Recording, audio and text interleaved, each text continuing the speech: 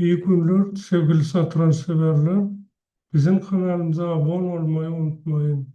Ve bugün bizim dersimizin konusu iki güzel saldırı 5. bölüm. Bu oyunu ilk hamleden göstermek istiyorum. 1940 yılda Rio de Janeiro'da oynanan oyun beyazlarda Gomez siyahlarda net oynuyor. E4, E5, at F3, at C6, at C3, fil C5, fil C4, D6. Burada beyazlar da 3 oynadılar. Onun yerine H3'ü bir hamle. Siyahda 3'ten sonra siyahlar atı açmazlıyorlar.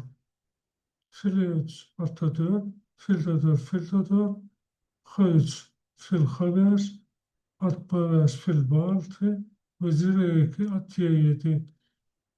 Siyahlar at G6 oynamak istiyorlar, tanıştırıyorlar. At G6.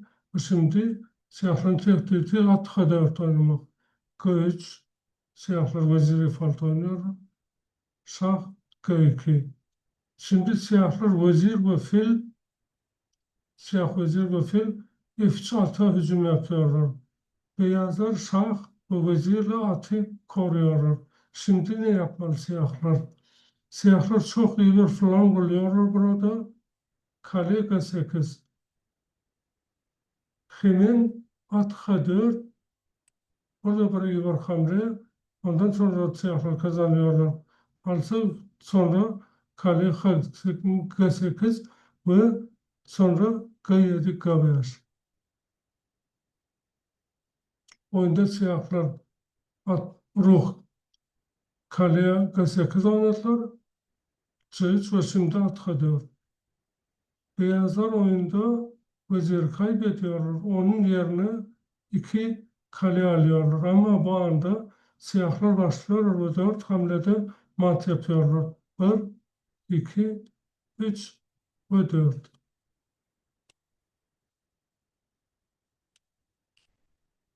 Şimdiki oyun 1948 yılda Zagreb'de oynanan beyazlarda Horvat, siyahlarda Udoviç oynuyor.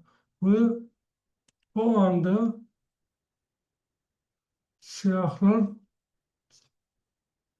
şah F8 oynamalı. İşte oyunlu. Ama siyahlar hata yapıyorlar. Vezir B6 ve yine de beyazlar başlıyor. O 4 hamlede mat yapıyorlar. At G6 şah çekiyor. O şimdi şah D6 geçmiyorsa beyazlar bir hamlede mat yapıyorlar.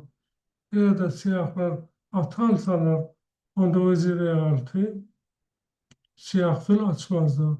Ve sonra vezir E7 mat yapıyorlar. Oyunda at G6 şah çekmeden sonra siyahlar şah E8 oynadılar ve vezir E6 sonra, o hamleden sonra siyahlar teslim oldu. Eğer de siyahlar fil alsalar beyazlar bir hamlede mat yapıyorlar. Eğer de piyon alsalar kale A6. Şimdi eğer şah F7 olmasa siyahlar, onda beyazlar kaleye itimat yapıyorlar ve fil alsalar onda kaleye itimat yapıyorlar.